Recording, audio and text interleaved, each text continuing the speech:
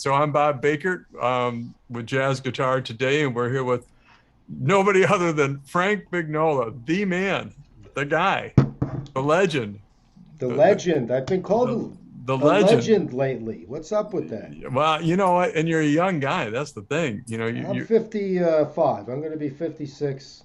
So I'm not that young. I'm right in the middle. listen. I would do a I'm lot of close. I would do a Yep. lot of strange things to be 55 again. I'll just tell you that. Well, let's not talk about There you go. that. All right. You can't go back. You So can't go no, back in you can't time. go back. You got to keep going forward. And that's what we're doing. So anyway, hey Frank, it's great to see you. So anyway, so what's going on with you? What are you doing these days? What's happening? Bring us up to speed on Frank Vignola. By the way, I love the shirt.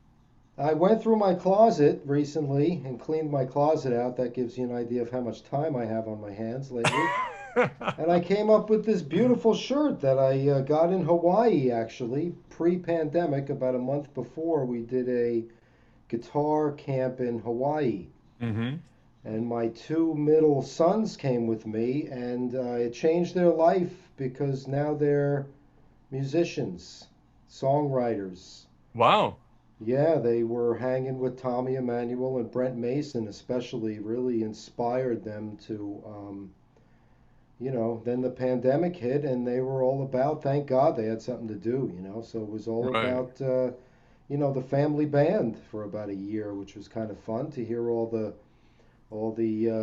arguments at 3 in the morning of the B section should be here instead of over there, and quiet down on the bass a little bit, and all those fun things. So, Man, but that's got to be fun for you.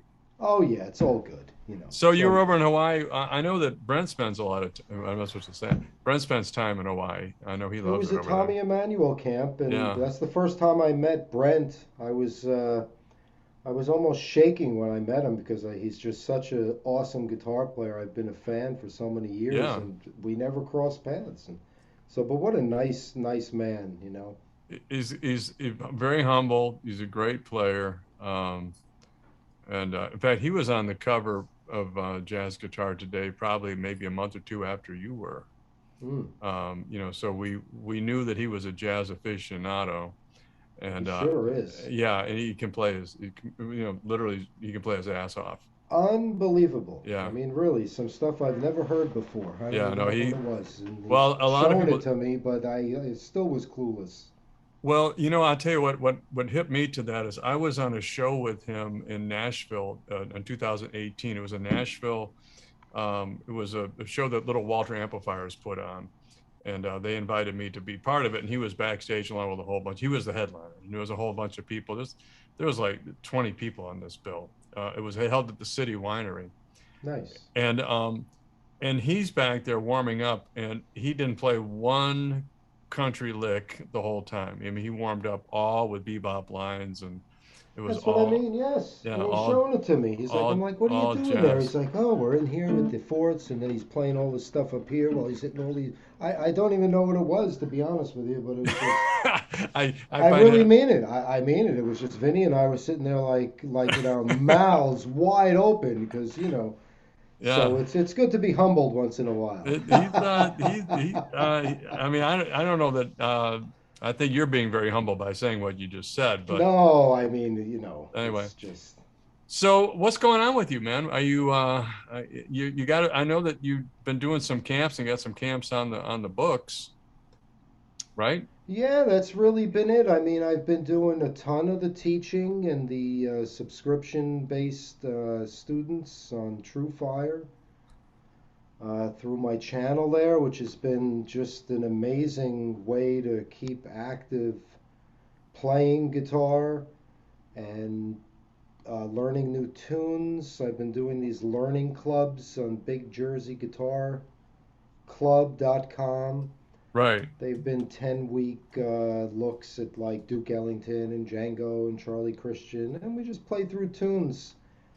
10 of the, say, Ellington tunes once a week for 10 weeks. Kind of like a gig is the way Yeah. I'm looking at it, and that's the way you learn how to play is play songs. And what better way than knowing you have to play that once a week from 4 to 5, and you go and you learn the songs that way. So it's kind of my little virtual way of trying to, first of all, myself keep active playing and on a Sure. schedule, but also, look for fun ways for hobbyists to, to play their guitars that they buy that they love so much. And here's a great way to, play Satin Doll every week for 10 weeks. And, so it's all good. It's all, keeping very active that way. I mean, the shows, I've done two shows since the pandemic in July, which was really fun. I'm hooked again on playing live. Mm-hmm. Did one with Vinnie and then one with this spectacular violinist, Tessa Lark. Wow. So that was pretty cool in Indianapolis. Completely acoustic. I played my old Gibson. And but they're coming in slowly but surely. Right. But, I'm not in such a rush to get on the road again, as they say. Right. I'm lucky enough that I live near New York or in New York that, that you have Connecticut, Massachusetts, Boston. I mean, I could Right. drive really to Chicago. It's only 12 hours. So Right. it's a pretty good location where I don't have to think about flying too much, which I'm not really looking to jump back on. It's not that I wouldn't. It's just, everything's just different now. Oh, absolutely. So, I'm trying to be really careful about the shows that I am taking. We're doing a great guitars show tour Mm-hmm. in end of April into May, which I'm very excited about with Martin Taylor and John Jorgensen. Wow. So that'll be a trio. We're going to start up in Quebec and we're going all around for Now, when about is that going to be? that's going to be April, the end of April into the middle of May, 3 weeks. Well, please help us remember that, and we'll do a spread on it I because was going to ask you the same thing. Please yeah, help me yeah, to help me. Yeah, remember it we'll because both. what's going on with me is I'm so Yeah. content at home that I'm like, oh my God, I got a gig tonight. I'm like, what do I do? It's so funny how, things change. So slowly but surely. And then the camps have been what I've been really focusing on because, first Uh-huh. of all, I really truly enjoy those camp experiences, especially Right. when they're kept a little smaller. I'm Right. not a big fan of the gigantic 150 people camps. So, like the Jersey camp we're doing next week, actually, is 40 people. It's going to be 7 teachers, groups of 5, plus a teacher, all jamming on 20 songs that Right. everyone was given. Every Tuesday and Thursday for the last month or so, we've been doing Zoom jams so people get used to playing the tunes. And Right. then they come together and they play in little guitar ensembles with Jimmy Bruno, Vinnie, Gary Mazzaropi, myself, Frank Soul, Gene Bertoncini will be there, Ronnie Ben Hur will also be there, who's a fabulous guitarist. I'm really looking forward to hanging with him a little bit. Then next year we're doing one in St. Croix that's only going to be 8 people. There's only a Wow. few spots left for that. It's going to be sort of like 6 days in paradise at a beautiful resort there, the Buccaneer. That's going to be next July, and only 8 people. And we're just going to hang with myself and Ken Smith will be the other teacher on that one. Sure. And he actually has a great new record out that you need to hear. Well, It's called I'm writing all these things down that you're talking Yeah, about. On the Go, it's called. And that's also available on Big Jersey Records, which we kind of launched in the last few days. Just because, going through all these recordings that I have and Right. recordings that I've done in the studio and all over the world, Right. really, that were never released. So it's like time to start getting this stuff out there a little bit for Sure. the Absolutely. few people who are interested in it. I mean, it's such a unique niche group, jazz guitarists, that, you'll never sell a million of one thing. But it's nice to keep the music alive, if you will, or otherwise it just, dies off. So What's really interesting is, um, getting back just to True Fire for 1 second. I mean, you must have 20 or 30 courses in there, if not more. Almost 40 now. Well, I was trying to look it up. That's why my eyes were averted. I was trying to look It's up how many there. mind-boggling, the amount Yeah, of content yeah, I have on TrueFire. I mean, I have 2,000 unique lessons outside of TrueFire in my right. channel. I It's incredible. and for people that aren't aware, I mean, I don't know how they could not be aware of you as a teacher, but you do an amazing job of spoon feeding every level. I mean, whether it's a guy you're just teaching him, like, the first and second fret on the E string and whatever. I mean, it's the most fundamental stuff. You spoon feed it to them, but then you can take them all the way up to wherever they want to go and spoon feed them at that level. And the And key is finding songs that a beginner to jazz can grasp and right, play. Because once you start playing songs, you got it made. You know, it's absolutely, really amazing in any style of music. Rock and roll, what do? You learn songs and then you learn a little technique, couple exercises, a couple scales, but you're learning songs and right, riffs. right, No different in jazz, it's just a different repertoire, right, different language. Same in classical, except they call them pieces, you know. right, Bluegrass, same thing. Any type of music, you know, it's going to be you learn songs and you learn basically the same technique that every genre learns, a little, different here and there, but the same right. theory. If you get through the songs, it's every song that you play is going to teach you something new. You You know, know, I kind of related to asking, like, if you were to ask Tommy Emmanuel, like, I've heard people ask him about, like, the Dorian mode, and he just, he's like, what's that, mate? his eyes glaze over. And then I'll hit a D minor seventh, and he starts playing all this wonderful stuff, and it's Right, like, right. it's just funny. It's funny, yeah.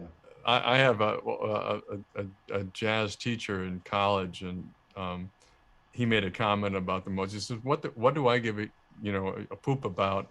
He didn't use the word poop, about a bunch of Greek islands. What do I want to know? Ah, that's funny. Yeah, And he's yet a some people love theory, and I mean, I happen to really, I mean, I've learned it since a young age, thank right. God. But I mean, real music theory too, not just these jazz theory books that have been written in the last 50 years or 40 years or Well, so. it's funny, I because I peruse a lot of the sites, and everything. That it's funny that the rabbit holes that people want to go down and talk about things that you go, okay, I'm getting off of this conversation because it's great. Anyway, let's be positive. So, you, um, I was talking to Jimmy Bruno. What do you got It's a there? great book. Paul Hinsmith, Hindemith, Hindemith. traditional harmony. Yeah, this is like, so this is a real theory book. It's fabulous. Anyone who knows a little bit of theory will understand it, but Right. fabulous way of explaining it. I think it was written in 1918 or something. Great book. I love it. Yeah. Well, anyway, I mean, yeah. Jimmy Bruno, we're going to spend a week together. I can hardly wait. I Jimmy, had, Jimmy was telling me about this thing. You got a camp coming up. He said, "Well, it's all sold out, Bob. So we can't do anything. well, it was supposed to be held in 2020. Yeah. So these are basically, I think, 32 of the same people. Few people from Canada bailed and Yeah. got the refund and all that stuff, and some people just said, "Well, I'm not gonna go back." But we have 40 people, and we're doing one in Denver next year with Hendrickson, the Archtop Guitar Festival. Right. Yeah. So we're associated with them now. We're going to do a camp. That's only going to be 20 people. I think we sold 10 already too. Oh, So it'll be uh, a sellout. yeah. So again, I like to keep them small.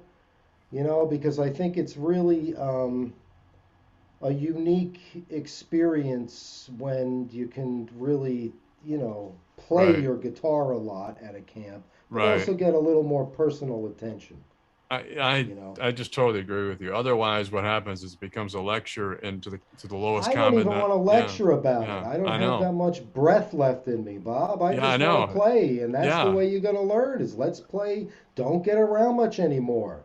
Every day, play it 5 times a day. I mean, that's the way you learn songs. I mean, how many times have you done like 2 gigs in a day, or even a couple of different crowds, and you've played the same song 2 or 3 times in a day, right? More often Yeah. than I care Well, to. but that's Yeah, why you know the songs, is yeah, my point. that's Whether it's at Carnegie Hall or at the local, the local restaurant, it's all good. Do you know, about 10 years ago, you came down to Atlanta and you played one of Eddie Mathis's shows, and I put my Frank Vignola custom guitar. Hang I on one have sec. that on my Uh, laptop, by the way. let me That grab that. clip. Hang on one second. Where you going, Bob? Don't leave, Bob. Okay, I'll have to play a little song for you. Can't take down time on the radio. All right, there we go. Bob's back. Yeah, no, I'm sorry. The Frank Vignola Yes. custom.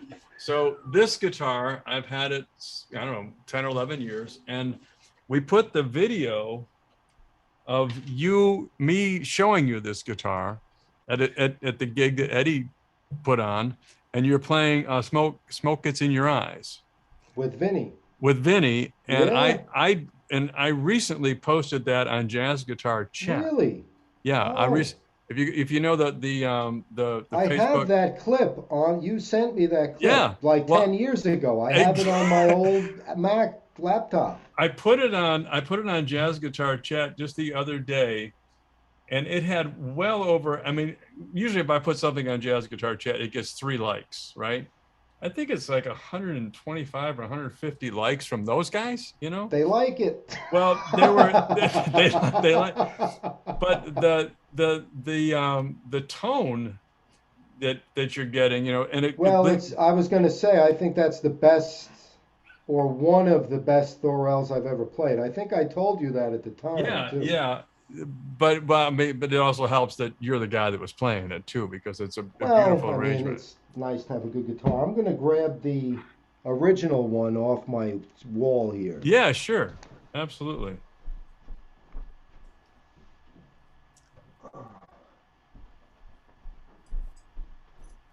So there it This is. is the original.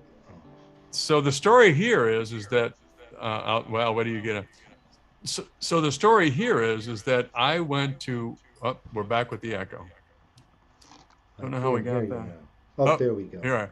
So the story here is I went to a show that Jeez. I went to a show that you were putting on. Yep. Here's The mine. signatures. Yeah. Yeah, and you can see the leaf. Yeah. These are sound holes. People don't know, And then one up here. and one up here. Right. You know Mine's a why little. that was, you know What? why that was really put there was because of my drooling issue. So I said, "Can you make a little cup? Then we'll put a plastic thing in there." And I thought you were dipping. You know, a little bit of chew. You no, know. oh God, wouldn't that be disgusting? Anyway, Oh my God. oh God. So I went to. I had a ticket to the concert, and I found out that afternoon that you were doing a little master class. Let's call it that. And I went to the class, and I didn't know what to expect. And you were playing that guitar, and I had never seen anything or heard anything like that thing before. And you put it in my hands, and I played it. And you know, it's the classic statement. I said, I've got to have one of these.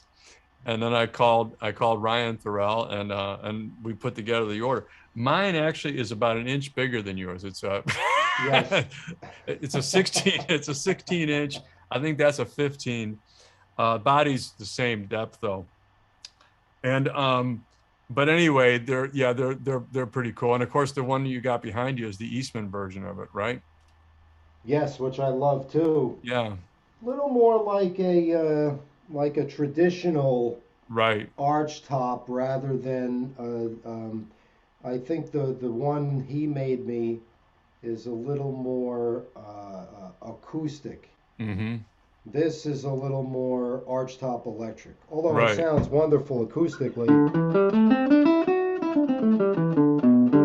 I mean, I could easily play it acoustically, and then it's the straight pickup. Right. Because Otto over there said he wanted it to be interchangeable more easily if someone Right. wanted to switch it out. Put something else in there, yeah. And then I That's a found a Lala. great guy. That's a Lala, I believe, is the that's the pickup we selected for that guitar. At the time, I Yeah, was with Eastman. this is Full actually disclosure. a Seymour Duncan. Was that the Duncan? This is Okay. the Duncan, the original one that my dog knocked over and destroyed. And they were, remember, I think I called you That's on right. that. Now it's all coming back to me. Full disclosure here, I was the director at Eastman for a couple of years, and I put together a licensing deal, and that's how this whole thing got put together by Eastman. They're great guitars, by the way. They're really nice. One of my students just found one because they don't Yeah, make them anymore. they. They couldn't find wood. I'm I, like, you're a guitar company and you can't find wood. you know, Well, the wood they were using they couldn't use anymore. So, right. then all of a sudden you have to have 6 months of meetings to, Uh, and Ryan could use a piece of whatever and build a beautiful instrument. But Cardboard. anyway, Yeah, yeah, but it's yeah. all good. Eastman's it's great. We met right before the pandemic, and they're supporting the camps as well, which is Good. kind of cool. Yeah, that's very With nice. some guitars, we're trying to do one in Italy, a camp over there. So they said they would be able to supply guitars, so people don't have to travel Right. with their guitars. I was like, wow, what a brilliant idea. So really, it's great because Yeah. that's half the battle. Is like, how am I going to bring my guitar to Italy for this camp? It's it's a challenge that everybody has, and the airlines have gone nuts with it in terms of the fees, as you know. And Yeah, well, I don't know because I haven't flown. I have a few things coming up that I'm going to have to fly for. So I yeah, have the case for this. As you know, you were yeah, helpful in like getting me that Colton case. yeah, And yeah, now, thankfully, because I'm going to check it, unless it's a regional jet, the little right, planes where everybody puts their thing and then right. you get, but otherwise it's I'm just going to have to check it and pay the fee or buy a seat for it and hope for the best because I think if you buy a seat, you have a better chance of getting it on the plane. I would Yeah. assume, but you never know. I mean, airlines, it's really up to the discretion of the head flight attendant and then the pilot. So it's, maybe we So can get Vinnie to fly for United now. Because I he's flying professionally, He flies Jet Lear jets now. I did not know. I knew he was because I have a pilot's license, and he and I talked No, about it he a little bit. flies for a medical company So now. he's flying a Lear, huh? Yeah, he's flying a Lear. He flew his first liver last week. He was very excited. That's serious aviation. Exactly, and he is loving every minute of it. Yeah, he So, could. Well, he definitely if he's, with airplanes, it's all a matter of what machinery you're checked out on. right. So each time you move from, like if you went from an L5 to a 335, or 335 to an L5, are you checked out on the L5? That kind Can of you thing. handle that Can you 1933 can you acoustic handle as that? opposed Yeah, to the or Les Paul? Right, I exactly. got it. Yeah, Yeah, makes it's the same total thing. sense. Learjet, and then move, depending on which one, or G5 Gulfstream and all that kind of thing. Well, that's really, Well, really he's cool. licensed to, he could get a job with an airline. I mean, they're Yeah, encouraging him to do that actually because airlines need pilots now. yeah, But it doesn't help our duo booking. But which is fine too because again, I feel so content. I mean, I'm very very yeah. happy and thankful that I've been able to do what I've done and perform where I Oh performed man, and yeah. with whom. So I just feel again, I'm not done, but I'm in no rush to get out there again. Well, you've So been doing it. I mean, all right, you're 55, I guess, and you've been doing this for how many years now? 13 is when I started playing basically 4 nights a week. Yep, 13 years old. Yeah, So you've a lot of gigs. as they used to say, of course, you've paid your dues, and Yeah, you got a right. still paying my dues. Exactly, but yeah, exactly. But you got a right to kind of be picky and choosy, and you've earned your stripes, as it were, as to what you want to do, and to kick back and be happy and do all that, man. Because I mean, you were for a long, long time a real road warrior. I mean, you and Vinnie would get in that car and drive down to Florida and do tours all over the Southeast, 250 and dates a year, I all know over the world. We I would fly and from I remember we went from Tel Aviv to London, did like a gig 4 hours away in a car, drove back, and then went to Singapore. I mean, we were going, you know, 250 days, and I will tell you, you have to do that if you want to build a musical career touring as an artist. You have to absolutely. get out there and play every place you possibly can. And there's not a tighter guitar duo on the planet, nor has there ever been, than you two guys. I know we have a very special repertoire, Yeah, and the arrangements are fabulous, and and that's just because we've played so many gigs together, right. that those little things that people like, how do they remember all that? It's funny because we didn't play together in what, 15 months, and then we did a show in July, and it's like no problem. All the It's arrangements, they it's just come right. back Yeah, it's on just the way to the gig. I'm like, I can't remember what we used to do here and you there, know, but then we just did it and it worked. first downbeat, and it's all back. It's all back. It's Yeah. wild. The brain is an amazing computer. It's I used to because I sing. I used to go to gigs, and I could not remember the lyrics to one song if I had to recite them to you. But as soon as I hit that opening chord, they're all there. Yep. It's that's the same part of what's going on. So you're releasing music. Is that label? Is that the label you're releasing it on? The what did you tell me was the name of the label that you Big guys? BigJerseyRecords.com. Big Jersey Records. And Dot com. is We that do have yours a or records.com? yeah, it's mine and a few other people Yeah, who all are right. And you're um, releasing a lot of stuff that you have already done in the past around the world, which is really cool. and some new stuff. We did we Vinnie and I have a new audio visual out pandemic release. Very I mean cool. it's been out for about 8 months, which means it's like 25 years old now because things come and go so quickly. But it's really good. It was two acoustic guitars. I mainly just play my old Gibsons now, to be honest with you. My old acoustic Gibsons. Man. They're getting frets in. I wanted to tell you about this guy too, Lou. Italian last name, of course, from New Jersey. Lou's Guitar and Jazz, it's called. Yeah. Half the store is a pharmacy, and the other half is guitars. Well, I like that. Well, he has a bunch of Eastmans and Peerless. He sold 6 FV models in the first couple of months. He's got some vintage stuff, and he's a great dude.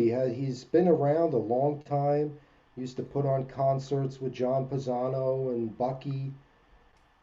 So you should check him out. He's going to be at my camp. He's going to do a little talk because he's just one of these New York guys who's been around forever, who knows all of my heroes who are mostly gone right now, but And, just and, it's cool. He's a cool dude. and he's been around them forever. Do you know what's interesting? You're talking about your old guitars. You're playing your old Gibsons because I think your L5 is what year did you say it from? 35, It's 36? either a 29 or a 33.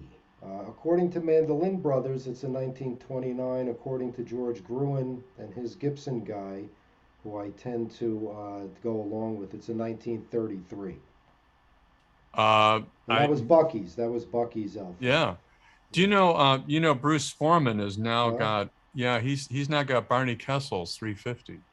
oh, great. Yeah, Wow. Is that the double cutaway? he No. ended Is up that, with it. No, not the double cut. No, this was the guitar that he actually played. That guitar was the guitar that he had contracted to put his name that's on. a, that's But a the cool guitar one. that he actually played was big old, and with the Charlie Christian pickup in it.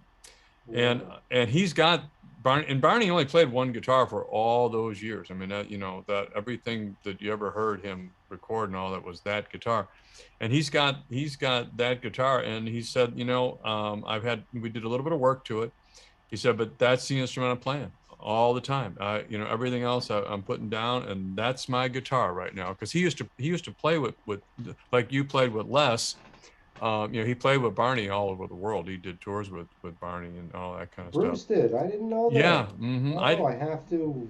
Yeah. We were supposed to do the Denver camp 2020. Bruce was supposed to be there. I was so looking forward to getting to know and play with the guy because I love his playing. I'd be, That guy swings, boy. he's got that figured out, doesn't he?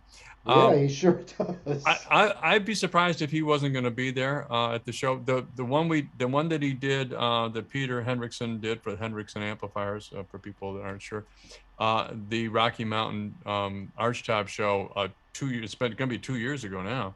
Was amazing. We had a great time. Right. It was. That's why we're going to add the camp to it. You're gonna love it. You're gonna Yeah. really love it. It was so much fun, and all the people that were there, and everybody's just, it's just like, it's just great. You're gonna really love it. Do you remember those guitar shows in the early, was it the mid '90s in Long Island, New York? I knew of them, but I never went to them because I was so busy with like the big shows. I was going to 10, 12 shows a year for all kinds of different industries, Yeah, mostly around audio and audio market video then, yeah. and NAMM. Right. I went to every NAMM show from 1984 to 2000. I don't know. I still go to them actually. So, Yeah. but I've been going to NAMM shows since 1984. Yeah. Well, listen, I want to thank you for having this conversation. One more thing, Bob, Yeah, I please. forgot to mention is we're going to start every Wednesday night at Birdland in New York City. Starting in November, we're starting a guitar night. Oh my God. Kind of based on the Pisano guitar night, where there's going to be a nice trio or quartet and then a guest. Yeah. Every week. Wow. Plus a sit-in situation. So it's a great time for it because one of the main concerns was, how are we going to commit because you're always on the road. Right. But now it's like, wow, what a perfect time to give that a shot, especially in New York at this time, which, hopefully will open up really strong again. Because that'll be huge. Yeah, I think so. Yeah, I'm really hoping that it catches on. We're thinking about some kind of virtual aspect too for, maybe for people to be able to see it every week. Sure. So we're trying to think about something like that, a subscription-based, where you have 7 days to view the show after it's done live with the new guest, whether it's going to be Peter Bernstein or Mike Stern or, sure. There's a slew of players out there that I'm really looking forward to getting to play with for the first time and more, like Cheryl Bailey, John Harrington. These are all people I've never really jammed with before. So what an opportunity to hang out as guitarists.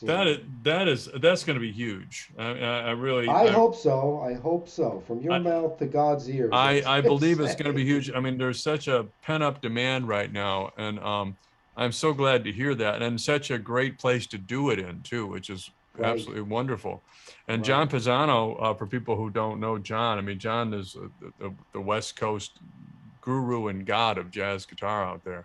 John Pisano is like, when it comes to rhythm guitar, you have Freddie Green, you have Bucky, and you have John Pisano.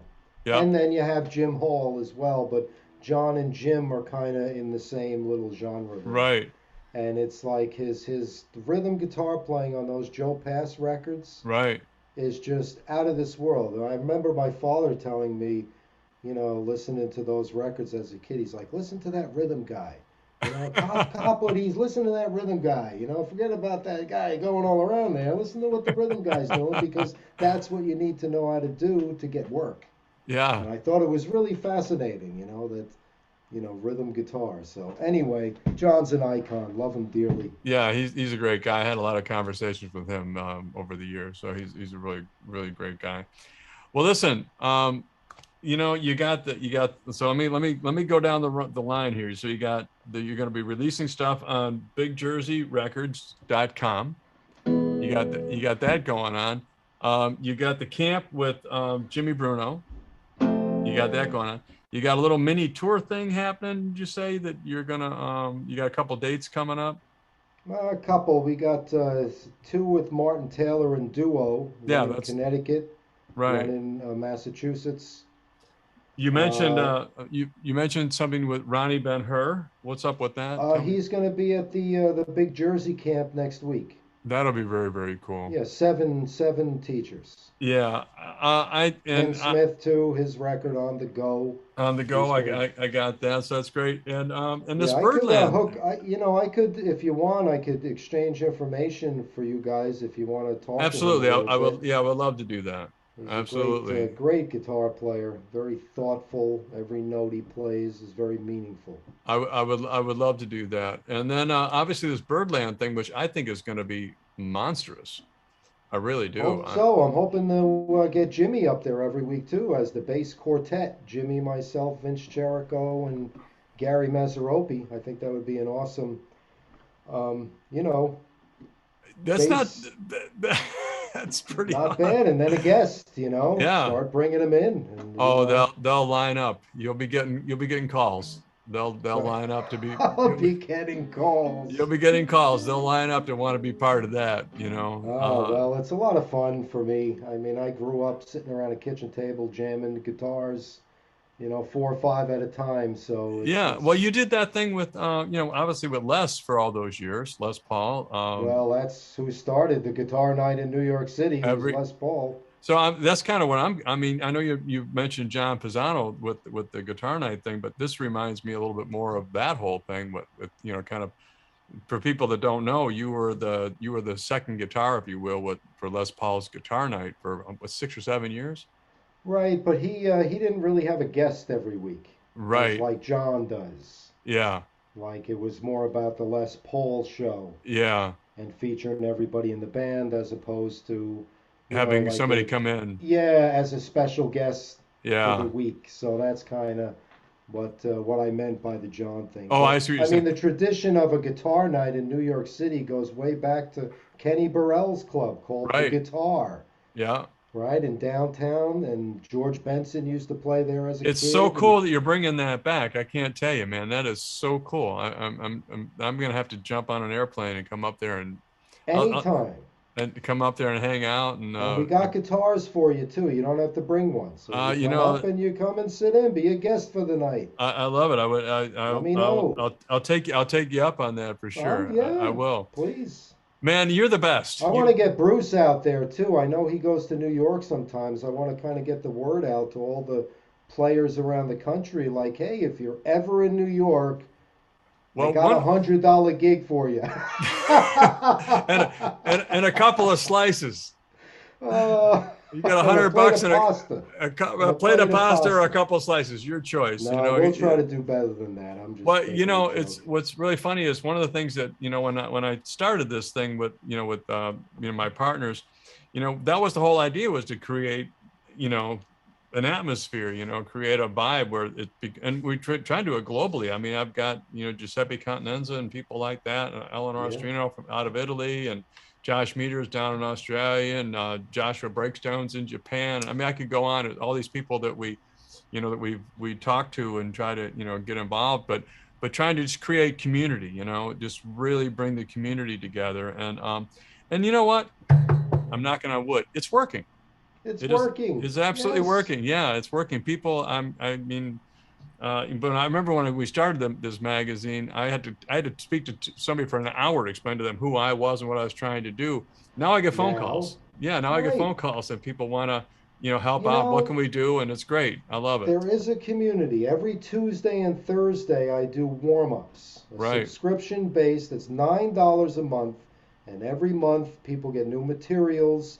And Right. for 30 minutes every Tuesday and Thursday, it's we practice together.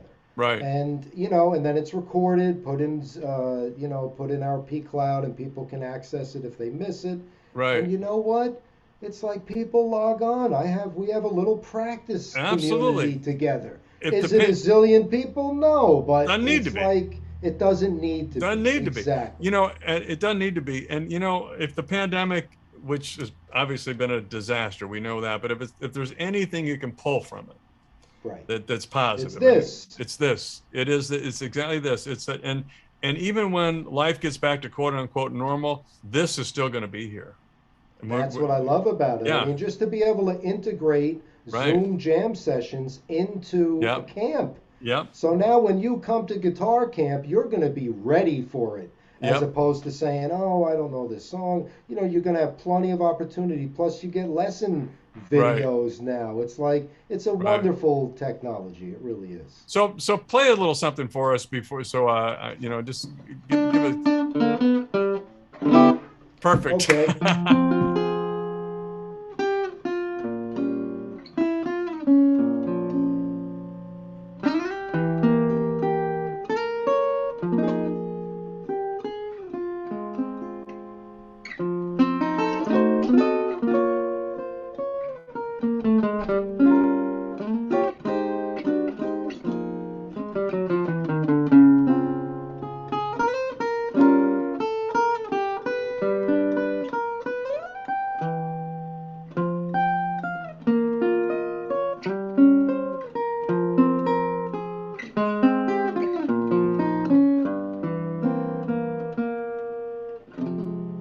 Man, I love the way you play the guitar, brother. I just love the way you play.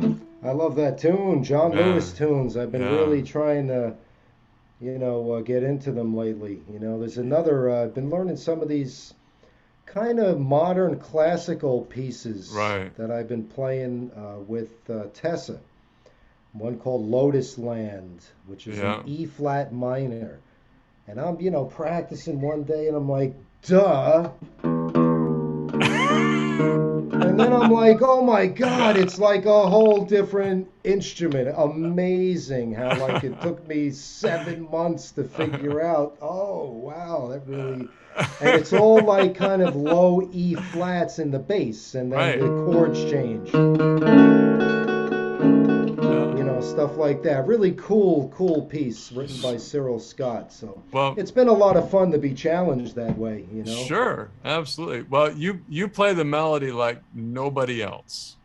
I mean, you Thank really, God for that, yeah, you really no. I mean, huh? you play the melody like nobody else. I mean, you really feel the lyric of the tune and all of that when you play, and it's just It's just the situations I've been put in, yeah, musically, especially, I mean, what comes to mind when you say playing melody is Les Paul.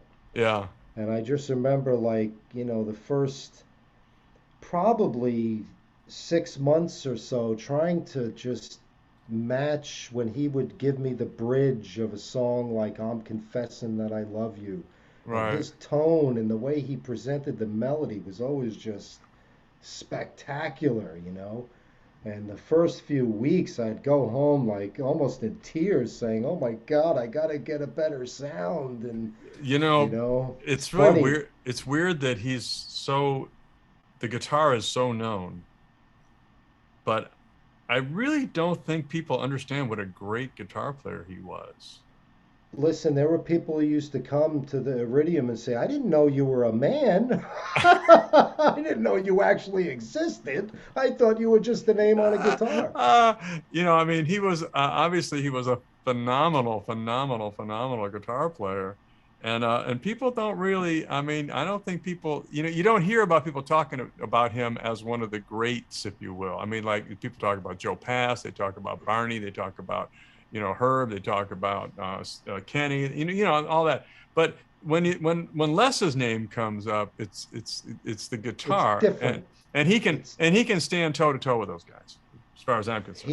and I mean, that guy could play anything. Yeah, And I think, people don't realize that that's the reason, in my humble opinion, right, his technique on the guitar and his musical knowledge, even though he knew nothing about music or theory, right, um, it was so good that other people had the recording technology at the time. He wasn't right, the only one who was fooling around with sound on sound, right. but what he was able to do with it because Ah, of his ability on the guitar to right. be able to go like,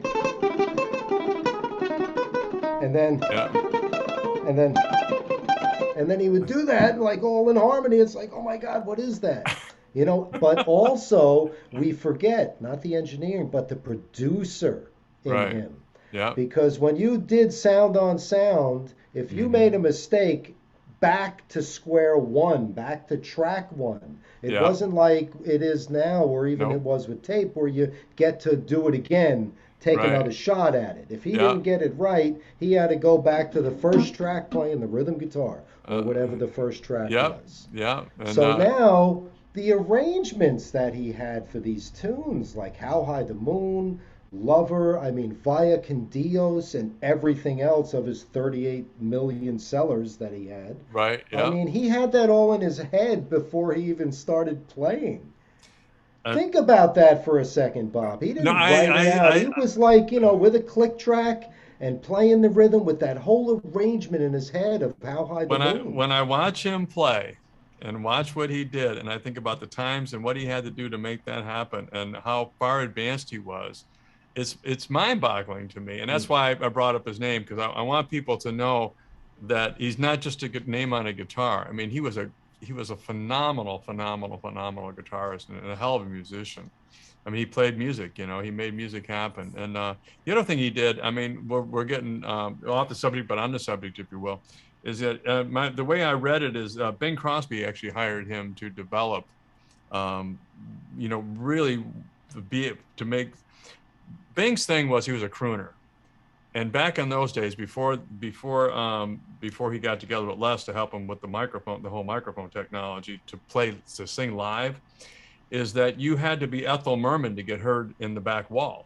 You couldn't croon. And Bing's whole thing was to be able to sing to somebody 4 or 5 feet away. In other words, instead of saying, I love you, that kind of thing, you can't do that. Right. You got to say, I love you, that close Right. up. But to do that intimately in a big hall was what, he got Les's technologies, if you will, helped him to do that. And that's where, I think Ampex and all that came from. So it's, well, the first song was It's Been a Long, Long Time. Right. And the story that Les used to tell was he shows up and they meet and Bing hands him the music and says, this is what I want to record. And Les said, well, I don't read music. And Bing said, I don't read music either. So the lighting guy or something, played a little piano and he taught them the song. And then they recorded that iconic version. And he used to say he used to go and watch the record go around so he could see his name, because it said Bing Crosby and then in little letters with the Les Paul Trio. That was his first kind of, introduction to success. You know what? It's really one of the things I love talking to you for this reason. What I know about Les Paul, I read from Google. Okay, what you know from Les Paul, because you knew Les. Listen, well, there was one night we were sitting and having dinner together, which we used to mostly every week. We'd do the sound check and little rehearsal, and then we would have dinner and then do the show. And I'm sitting with him in the back one night, and kind of quiet. You hear the dishes going and the little clangs, and all of a sudden he's like, yeah, remember when I first heard Charlie Christian? It's like I spit out my food. I'm like, hello? I mean, I didn't spit out my food, but I was like, yeah, come on. It was just a little, down. He was in Oklahoma, and he happened to go see Charlie Christian. It was as simple as that. And boy, that guy could play, and all down strokes and all the down picking, because he was really into picks and picking. Right. He'd sit there and stare at my patty. Oh, wow, such good technique. He used to you have perfect technique. You can do any, most guys can just do one thing, but you could do a lot. I'm like, Les, stop. It's not that good. Plectrum banjo. Tell him, say Les. Yeah, well, it was from Django. Yeah, oh yeah. It was from Django, and that's where that guy had a tremolo. Yeah. And you listen to those early recordings, and he would come in and it would be perfect. I can't even, especially now with my whole arm situation, but that tremolo that he did on those early recordings, or especially Appel Direct. Right. If you give that a listen, it's on YouTube too. He does this tremolo in there where he's just like, it sounds like nothing you've ever heard on the guitar. It's absolutely perfect. Oh man, I love it. Well, listen, thanks for this, Frank. All right, thank you. We'll talk some more, and I am going to take you up on coming up there. I've got there's a whole lot of people that A lot of good reasons to get up to New York, and obviously Well, this is a you great one. should bring a little camera, cover the night, do some Well, interviews. I will absolutely do that, and we'll make it happen. So That I would be gotta thank you. wonderful. Thanks. So Bob Bakert and Jazz Guitar today here with Frank Vignola, and I want to thank you from the bottom of my heart, man. I love you. Likewise. I love you, Love you brother. too, and Catch. thanks for asking me and keeping me in the loop here. Oh, I absolutely, appreciate that. man. You're my guy. See you, All brother. right. Thank Bye you. bye. See you.